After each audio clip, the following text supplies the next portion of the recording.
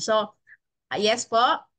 So ako po ay magpapakilala. Ako po si Coach Jessie Matalog. I'm 54 years old. So taga Lemery, Batangas po ako. Before Herbalife po, ako po yung nanghihina. So very low ang energy. 61 kilograms po ako dyan.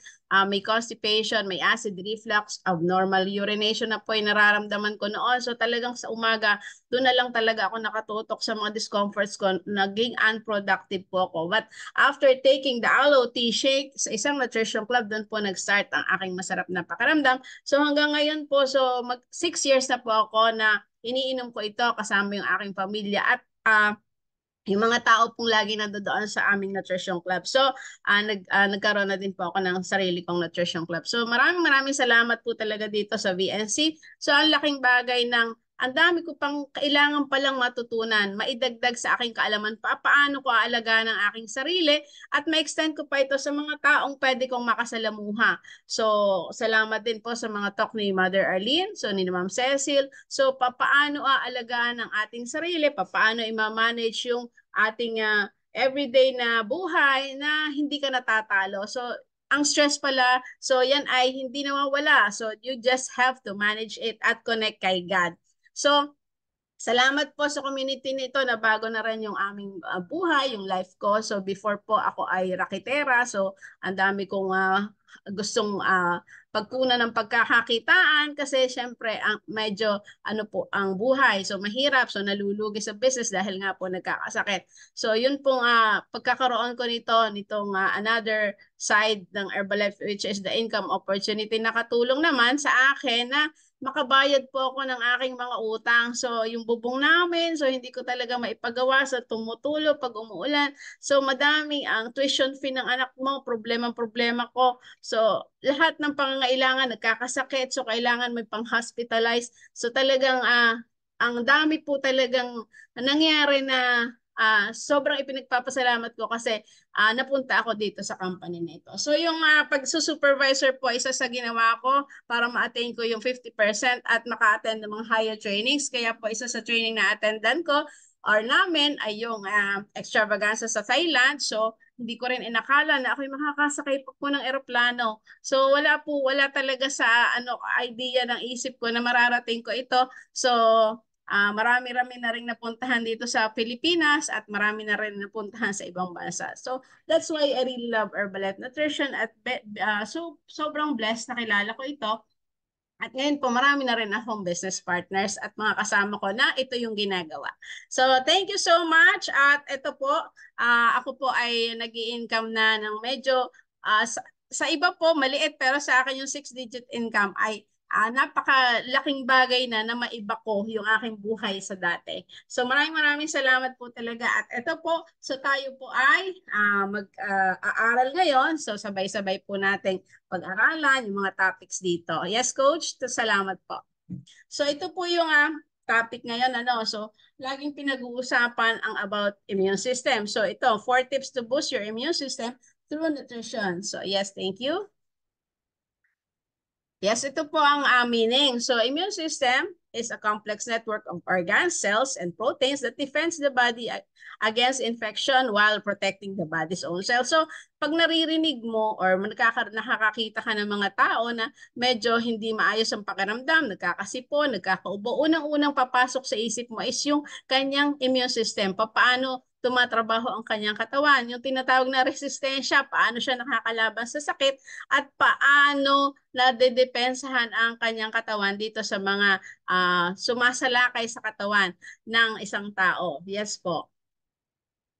So, ang immune system ay isa sa pinakamabisang depensa against viral infection. So, nandiyan yung mga colds, kung ano-ano pa na pwedeng ma-acquire natin sa ating environment. So, merong dalawang klase ng immune functions sa ating katawan. So, ang isa yung innate immunity. Ito, pinoprotektahan ng katawan mo sa mga diseases na pwedeng pumasok dito. At isa naman yung adaptive immunity. So, ito naman yung pag nasa sa loob yung mga viruses and bacteria, ito naman yung nag-i-eliminate sa kanila para proteksyonan ng ating katawan at hindi sila dumami ng dumami para matalo yung katawan mo.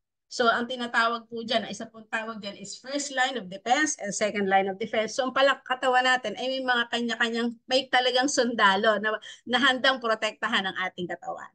Yes po. So sa isang tao na malnourished, so ibig sabihin, hindi sapat or hindi tama yung pagkain, so ang immune system shuts down. Talagang bumabagsak, humihina. Sa isa namang tao na sobra ang or labis ang katabaan, so ang immune system ay nagiging hyperactive at nagsasanhi ng inflammation. So ang katawan ay yung immune function ay humihina na nagiging dahilan ng pagkakaroon ng mga marami pang sakit na dulot ng ating environment. Yes po. So paano nakaka-apekto ang immune system, ang nutrition sa ating immune system? So merong nakikitang connection between the immune system at sa nutrition.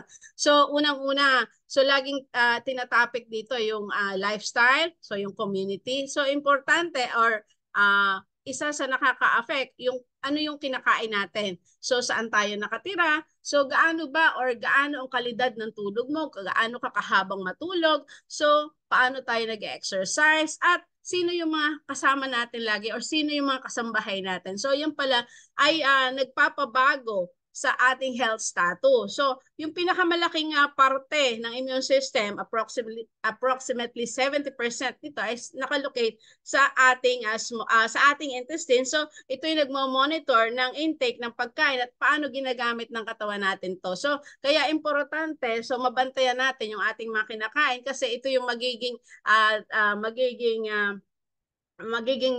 gabay natin o magiging makakatulong sa pagpapaunlad ng ating kalusugan. So ano yung mga tips para mapaangat yung nutrients na makakatulong sa pagpapatibay ng iyong immune system? So sabi, itong mga pagkain ito or yung mga nutrition na ito, yung nasa sa screen po, ay inirekomenda na palagi or everyday makain natin. So ang katawan natin din ay merong tinatawag na digestive system. So dapat nababantayan natin ang kain natin araw-araw at yung tinatawag na balance meal, so or balance diet, so dapat nangangailangan nyo ng tinatawag na optimal nutrition. Yun yung kinakailangan natin na mai-incorporate sa ating mga kinakain every single day. Yes, thank you. So ito, ang unang sabi ni Dr. David Heber ay i-include natin ang protina sa ating daily nutrition. So itong proteinang ito ay ang tinatawag na building blocks of the body. So ang protina ay tumutulong para mag-manufacture ng antibodies na kinakailangan talaga ng ating katawan para maprotektahan sa pagsalakay ng mga virus and bacteria sa ating katawan. So, yung antibodies, so meron tayo talaga niyan. So, kailangan pakainin natin ng ating katawan ng mga magagandang klase niyan, kagaya ng nasa screen. Tingnan niyo po. So, dapat na-incorporate natin ito sa pagkain natin.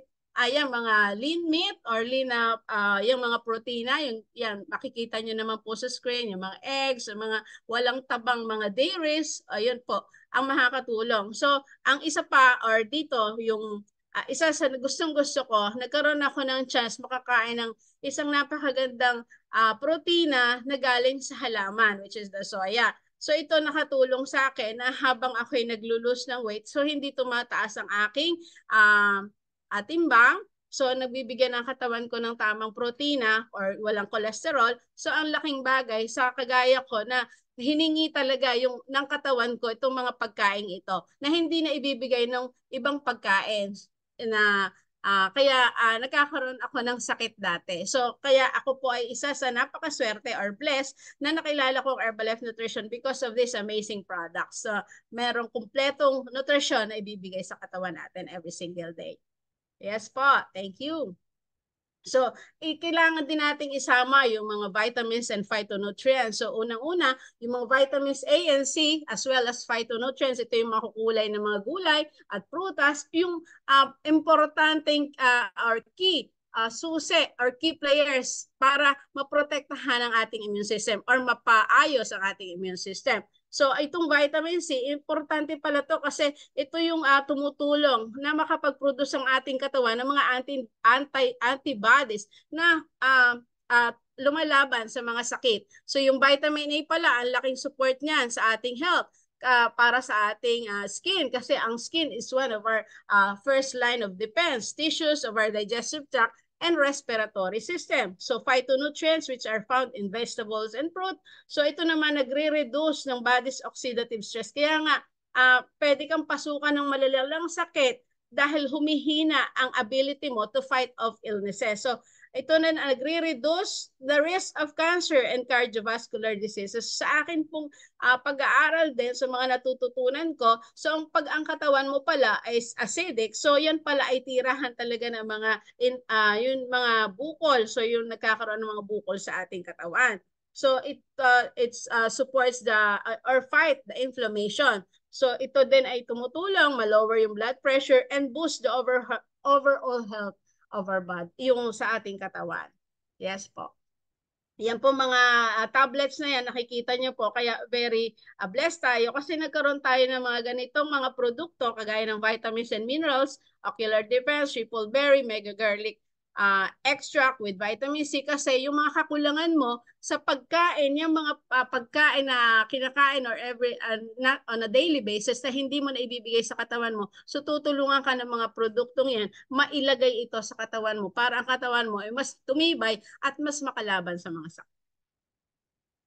Yes po. So, i-focus din ang pagkain ng mga pagkain na makakatulong sa ating gut. Example, the probiotics and prebiotics. So, ang digestive system plays a central role in supporting immune function. Of course, dito ang digestive system natin ang unang-unang kinakailangan nating maging okay. Kasi dyan talaga nag-uumpisa yung ating nutrisyon. So, studies have shown that probiotic, which are good bacteria, are useful in maintaining the digestive system, and prebiotics, types of fiber that the human body cannot digest, serve as food for these probiotics. Example po, itong fiber neb or fiber band.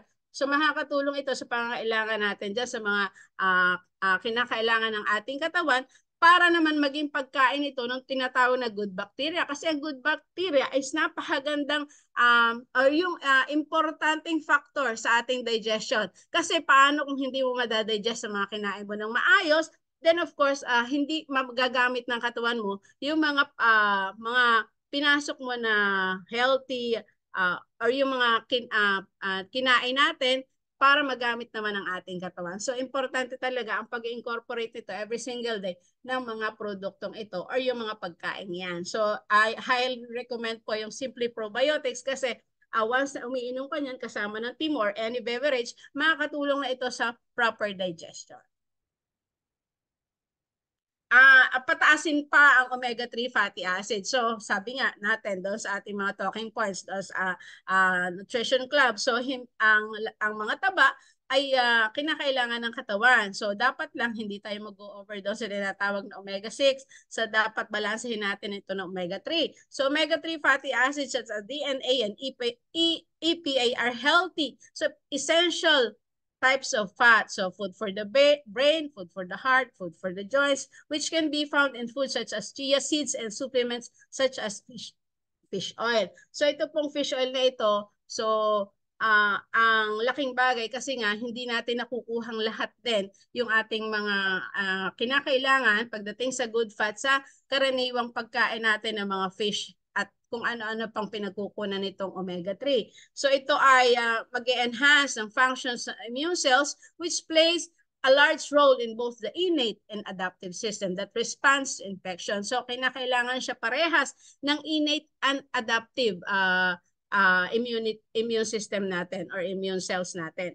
So yan pong chia berry pudding. So yan po, naglagay po tayo dito ng masarap po yung pwede nyong ipalit sa inyong lunch. Pwede po yan kasi tiningnan ko yung calorie niyan. Pasok naman doon sa kinakailangan natin. Halimbawa, ako kagaya po, 1,000 calories lang. So, pasok siya sa lunch ko, pasok kahit sa merienda ko. So, masarap at very nutritious pa. Try nyo po yung chia berry pudding. So, yan po. So, sa kabuuan po, kaya na very thankful po tayo kasi meron tayong mga nutrition club. So, meron po kayong mga coaches na nakagabay sa inyo. on a regular basis kung ikaw ay lagi nagpupunta sa nutrition club. So, sa pagsunod po sa mga general guidelines sa pagkaroon ng good health. So, balanced diet, regular exercise is your first line of defense and the best way towards naturally keeping your immune system strong and healthy. Kaya po, itinuturo lagi yung 80% nutrition, 20% exercise. Lagi pong magkasama yan. So, itinuturo din dito sa atin sa Nutrition Club or sa VNC yung pagkakaroon ng 7 pillars of good health. Lahat po yan ay magiging kasangga natin sa pagpapalakas natin ng ating immune system para makalaban or mapatibay natin ito at maprotektahan ng ating katawan sa mga sakit ngayon. So, ang dami pong sakit ngayon. So, we just have to take our healthy breakfast every morning pa lang para unang-una protektado ka sa mga or mabigyan mo na agad ang katawan mo ng mga nutrition umaga pa lang. Yan yung sa ating value of healthy breakfast. So, maraming salamat po sa pakikinig at salamat po sa mga nasa sa Nutrition Club. So, every morning, so talaga pong ang mga coach ay isa sa talagang katulong natin para maalagaan ang ating sarili. So, isa po ang community. Number 1 po ang community sa pagpapahealthy. So, sama po tayo doon sa nagpapahealthy. Maraming salamat po. Thank you, Coach Lisa. Thank you, VNC. Ay,